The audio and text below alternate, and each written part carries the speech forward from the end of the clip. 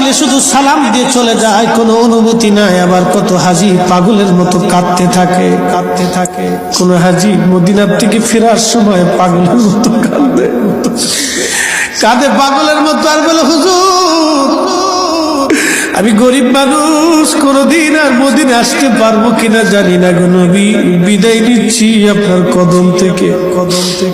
কোন হাজি কেঁদে কেঁদে পেরেশান হয়ে যায়, কোন হাজিরা কেঁদে কেঁদে পেরেশান হয়ে যায়। রওজা শরীফ দেখলে কোন হাজি চোখের পানি ফেলে ফেলে কাঁদে।